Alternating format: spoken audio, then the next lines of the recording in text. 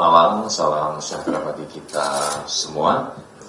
Yang terhormat Direktur Penyidikan KPK Bapak Ahmad Taufik Hussein, yang kami hormati dan selalu banggakan. Kawan-kawan pers yang terus teguh mendukung upaya-upaya pemberantasan korupsi KPK.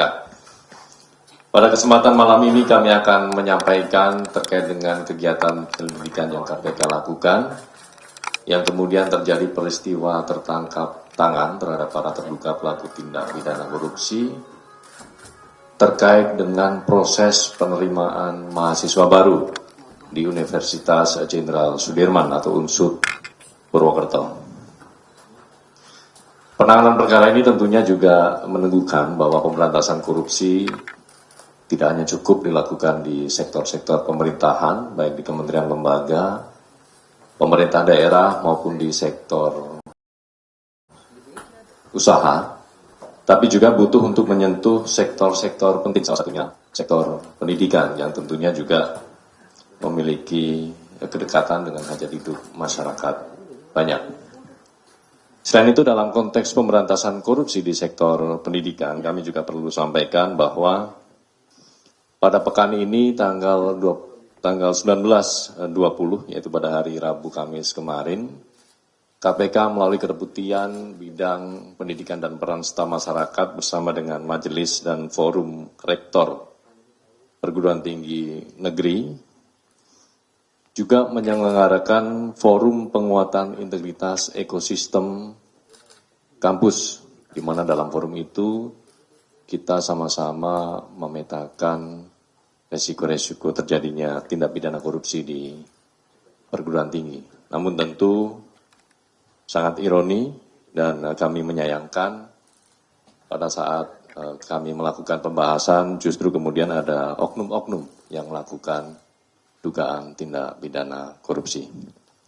Baik rekan-rekan media, kita akan mendengarkan Pak Dirdik untuk menjelaskan secara lengkap bagaimana konstruksi perkara terkait dengan kegiatan penindakan dan juga pihak-pihak yang kemudian ditetapkan sebagai tersangka dalam perkara ini.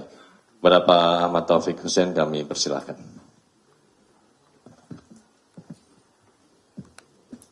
Baik, bismillahirrahmanirrahim. Assalamualaikum warahmatullahi wabarakatuh. Selamat malam buat rekan-rekan sekalian. Yang saya hormati Mas Jubir, Mas Budi, yang saya hormati dan saya banggakan juga teman-teman pers yang sampai malam ini, detik ini, sudah hampir mau melewati hari ya, masih tetap ya di 3 hari ya, kantor KPK. Baik, kita beralih terlebih dahulu, tadi sudah disinggung sebelumnya oleh Mas Jubir bahwa kita ke dunia pendidikan yang memang ini sangat memprihatinkan bagi kita semua ya. Tentunya masih ditemukan praktek-praktek koruptif begitu di dunia pendidikan, dan ini sangat memprihatinkan.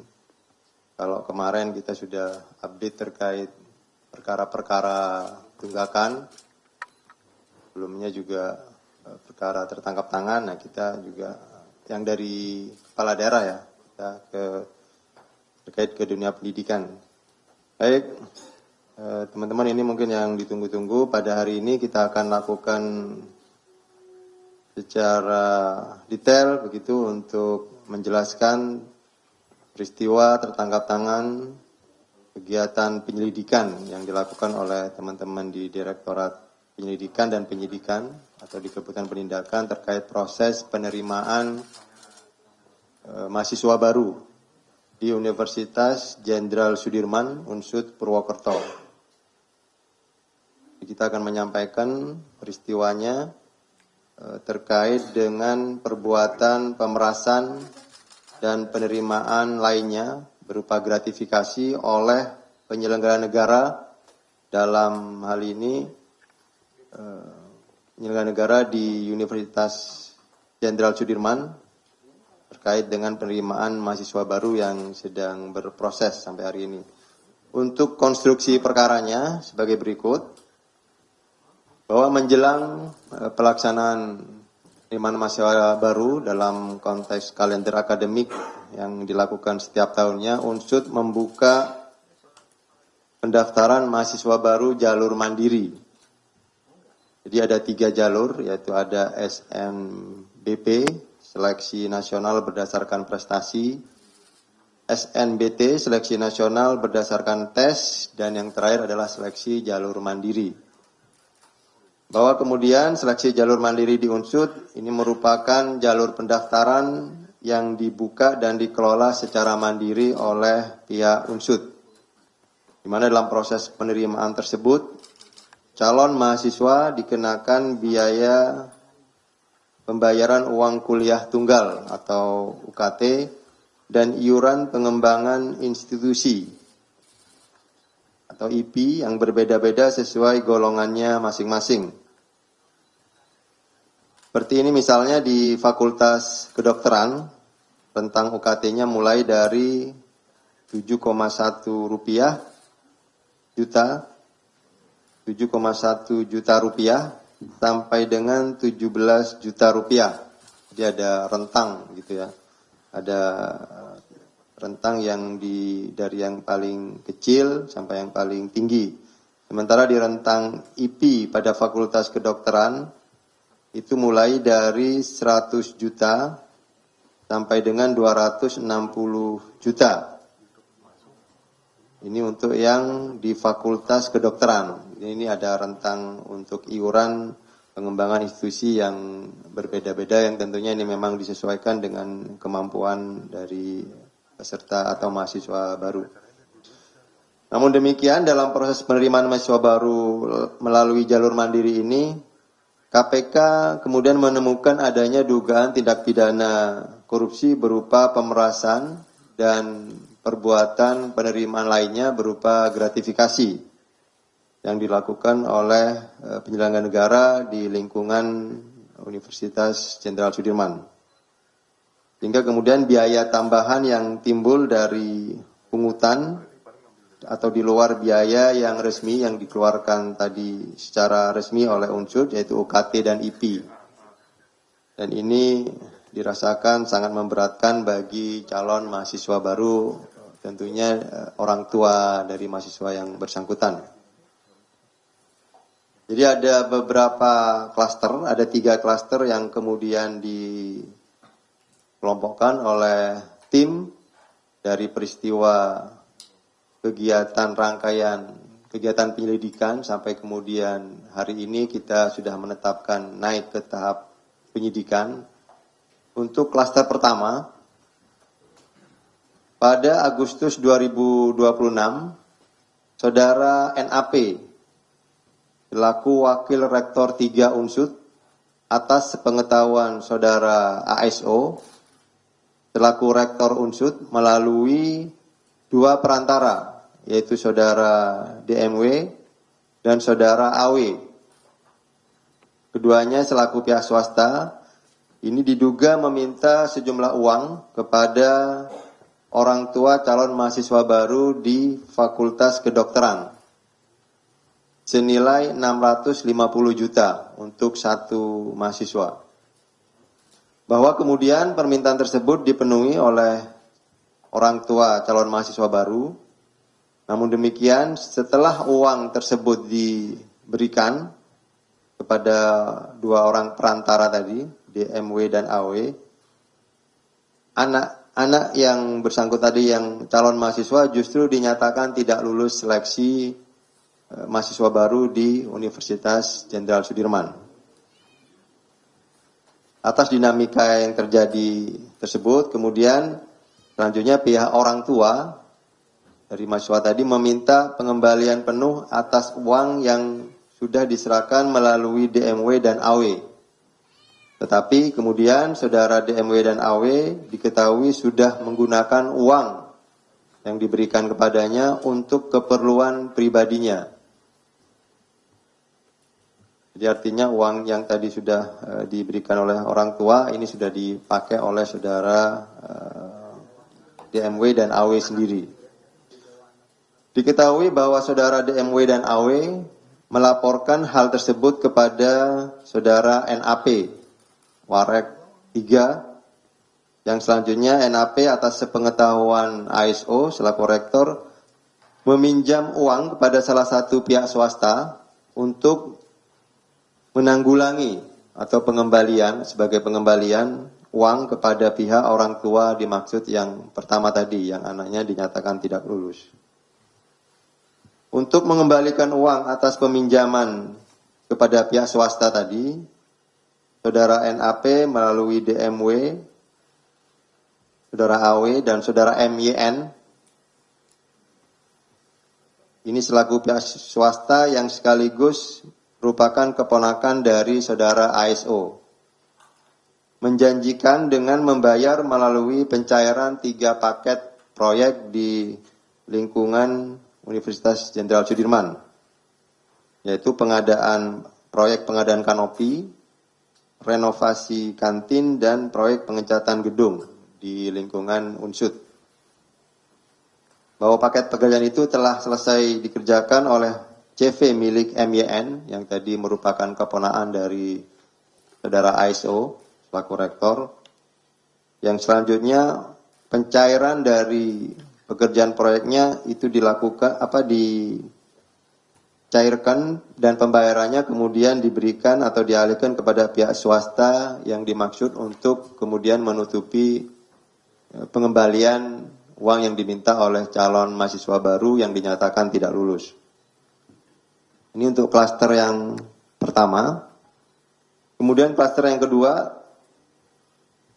bahwa pada seleksi penerimaan mahasiswa baru tahun 2025 dan 2026 jalur mandiri, saudara ASO memberikan perintah kepada MYN selaku keponakan dan sekaligus pihak swasta yang memang digunakan oleh saudara rektor atau ASO untuk mengerjakan proyek-proyek di lingkungan Unsud, dengan memberikan perintah dalam rangka penerimaan mahasiswa baru dengan kode jangan diminta di awal. Jika dikasih, bilang terima kasih. Jadi ini kode atau arahan-arahan atau perintah-perintah yang sering digunakan oleh saudara ASO selaku rektor kepada saudara MYN ketika ada pihak-pihak orang tua atau mahasiswa baru yang akan melakukan pengurusan di jalur mandiri. Atas hal tersebut, MYN atas pengetahuan ASO diduga melakukan penerimaan untuk kepentingan saudara ASO. Ini yang kemudian dikonstruksikan sebagai diduga penerimaan gratifikasi yang apabila diperhitungkan yang sudah ditemukan faktanya oleh penyelidik saat ini yaitu sekitar total 680 juta rupiah. Kemudian saudara ASO juga diduga memerintahkan saudara MYN untuk melakukan pembayaran atas pembelian 3 bidang tanah yang diatasnamakan saudara MYN. Jadi penggunaan uang-uang yang didapatkan oleh saudara MYN itu digunakan atas perintah saudara ASO untuk membelikan aset berupa tanah yang diatasnamakan saudara MYN. Sehingga dalam hal ini, saudara MYN bertindak sebagai penerima sekaligus pengelola uang yang kegunaannya diperuntukkan saudara ASO. Kemudian ada klaster yang ketiga, ini di luar peristiwa yang klaster pertama dan kedua, bahwa pada periode yang sama diketahui saudara ES selaku Kepala Bagian Akademik Unsud. Ini juga menjadi salah satu panitia penerimaan mahasiswa baru. Saudara S berkomunikasi dengan salah satu pihak pengepul para calon mahasiswa baru di Unsud. Jadi ada pihak-pihak tertentu yang memang sering berkomunikasi dengan saudara ES selaku Kepala Bagian Akademik dan juga anggota panitia penerimaan mahasiswa baru di Unsud. Dalam komunikasi tersebut, saudara ES atas pengetahuan saudara ASO melakukan tawar-menawar mahar. Ada negosiasi atau ada semacam transaksi dengan pihak pengepul dalam proses penerimaan mahasiswa baru jalur mandiri. Kemudian setelah ada kesepakatan mengenai mahar yang sudah disepakati antara AIS dan pihak-pihak yang mengurus jalur penerimaan mahasiswa baru jalur mandiri, Saudara AIS kemudian menerima uang dari salah satu pihak pengepul para calon mahasiswa baru yang saat ini ditemukan total mencapai sekitar 1,12 miliar rupiah. Ini berlangsung dari tahun 2025 sampai dengan 2026. Tapi kemudian ini akan terus didalami apakah ini juga mundur ke belakang di tahun-tahun sebelumnya juga ada perbuatan-perbuatan yang sama. Bahwa atas penerimaan tersebut, Saudara AIS kemudian melaporkan kepada Saudara ASO selaku rektor. Dan bahwa kemudian Saudara ASO memberikan akses user ID-nya, ini modus terkait dengan bagaimana kemudian untuk mempengaruhi di sistem penerimaan secara elektroniknya. Jadi Saudara ASO memberikan akses user ID kepada Saudara ES untuk proses otorisasi atau mengklik atau memberikan approval dalam sistem penerimaan mahasiswa baru di Unsud yang diberikan kepada calon mahasiswa baru yang akan diterima menjadi mahasiswa baru di Unsud dan telah memberikan sejumlah uang sebagai mahar tadi. Ini ada 3 klaster. Kemudian kami jelaskan juga dalam peristiwa penyelidikan yang dilakukan oleh teman-teman di penindakan bahwa dalam rangkaian peristiwa tertangkap tangan yang dilakukan pada hari Kamis kemarin, tanggal 20 Agustus 2026, tim KPK kemudian mengamankan sejumlah pihak yaitu sebanyak 14 orang. 12 orang yang berada di wilayah Purwokerto dan 2 orang diamankan di Jakarta. Selanjutnya terhadap 12 orang yang ada di Purwokerto telah dilakukan pemeriksaan awal di Polresta Banyumas dan kemudian 7 orang dibawa ke Jakarta. Hingga yang menjalani pemeriksaan di Gedung Merah Putih sejumlah 9 orang, yaitu Saudara ASO selaku Rektor Unsud, Saudara NAP selaku Wakil Rektor 3 Unsud, Saudara ES selaku Kepala Bagian Akademik Unsud, Saudara DMW selaku pihak swasta, Saudara AW selaku pihak swasta, Saudara MYN selaku pihak swasta, Saudara KPR selaku Wakil Rektor 2 Unsud yang juga turut diamankan. Yang ke-8 Saudara AA selaku pihak swasta dan yang terakhir yang ke-9 Saudari YW selaku pihak lainnya. Dalam peristiwa tertangkap tangan ini, tim KPK turut mengamankan sejumlah barang bukti yang ada di bawah untuk kemudian dilakukan penyitaan, yaitu uang tunai senilai kurang lebih 665 juta dan juga ada barang bukti yang juga diamankan berupa saldo dalam rekening senilai kurang lebih 99 juta. Yang ini merupakan bagian dari pengumpulan uang setoran atau pungutan dari calon mahasiswa baru yang tadi dinegosiasikan untuk sistem penerimaan mahasiswa baru. Kemudian dari konstruksi tersebut, KPK telah menemukan adanya peristiwa pidana dan saat ini sudah menaikkan perkara ke tahap penyidikan. Dan selanjutnya berdasarkan kecukupan alat bukti sesuai dengan ketentuan dalam pasal 90 KUH baru tentang penetapan tersangka, KPK menetapkan 6 orang tersangka, yaitu Saudara ASO selaku Rektor Unsud, yang kedua Saudara NAP selaku Wakil Rektor 3, Saudara ES selaku Kepala Bagian Akademik Unsud, Saudara DMW selaku pihak swasta, Saudara AW selaku pihak swasta, dan yang ke-6 Saudara MYN selaku pihak swasta. Atas perbuatannya, para tersangka disangkakan telah melanggar pasal 12 huruf E dan atau pasal 12 huruf B besar Undang-Undang Nomor 31 Tahun 99 tentang pemberantasan tindak pidana korupsi sebagaimana diubah dengan Undang-Undang Nomor 20 Tahun 2001 tentang perubahan atas Undang-Undang 3199 tentang pemberantasan tindak pidana korupsi. Junto pasal 20 huruf C Undang-Undang Nomor 1 Tahun 2023 tentang Kitab Undang-Undang Hukum Pidana. KPK selanjutnya tentunya karena sudah ditetapkan sebagai tersangka dalam proses penyidikan akan dilakukan upaya paksa saat ini yang sedang dilakukan oleh teman-teman penyidik.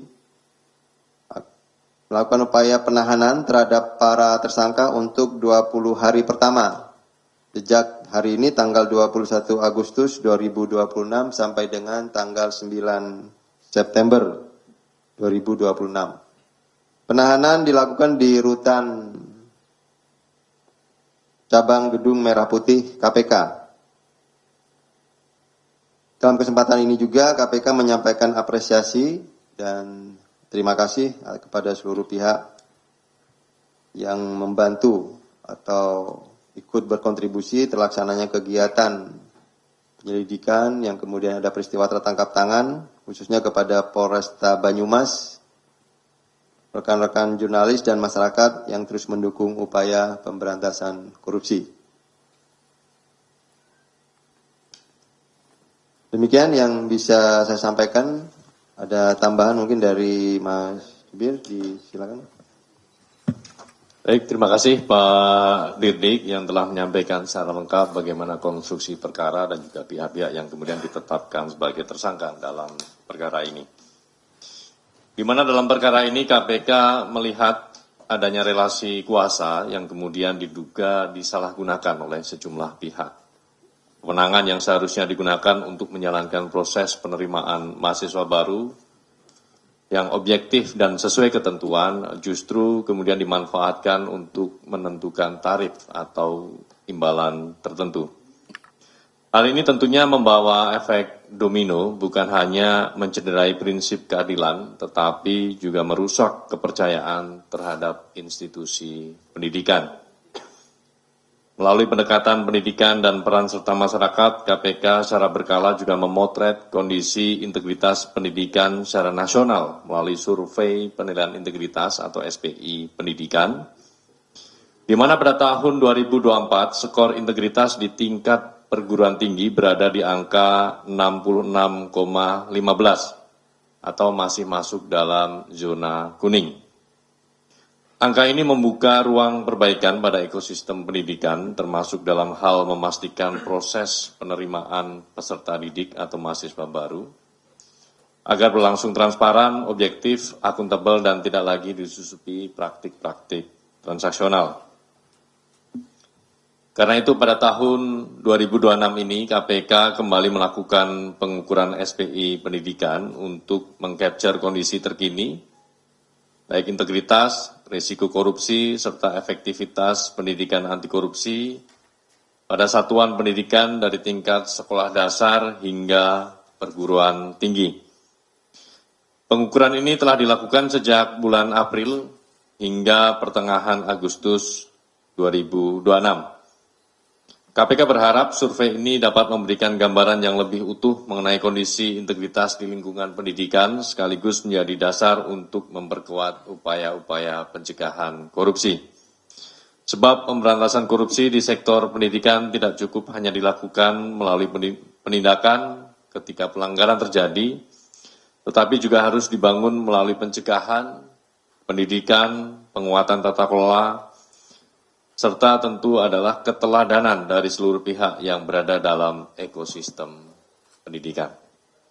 Baik, rekan-rekan jurnalis, sebelum kita beralih pada sesi tanya-jawab, kami akan menampilkan pada saat tim mengamankan barang bukti dalam rangkaian peristiwa tertangkap tangan yang dilakukan di wilayah Purwokerto.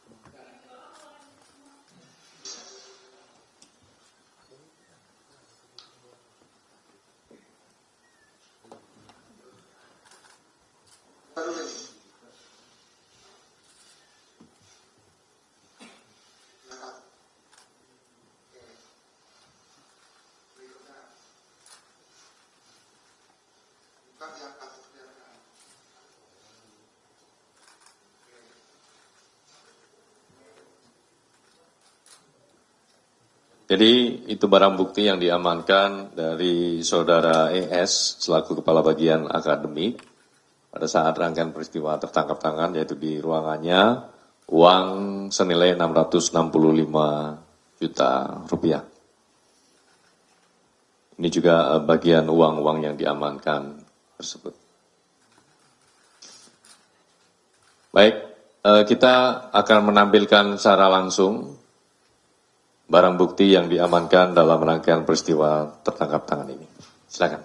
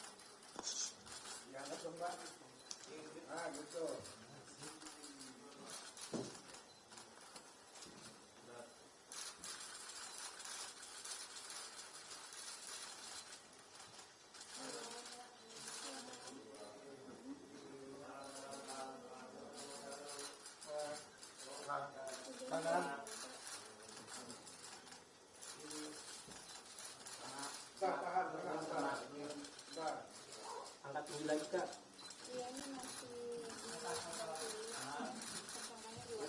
Tahan 2 hari.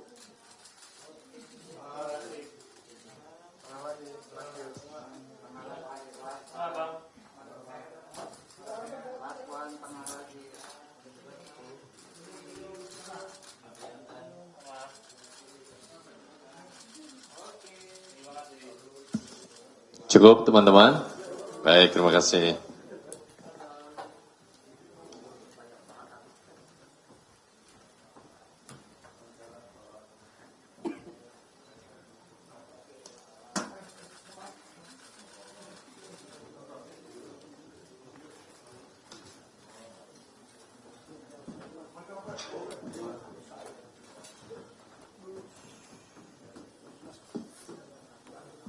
Baik, terima kasih. Kita akan berlanjut ke sesi berikutnya. Kita beralih ke sesi tanya jawab. Yang pertama terkait dengan perkara ini. 1 Mas Mario sudah angkat tangan.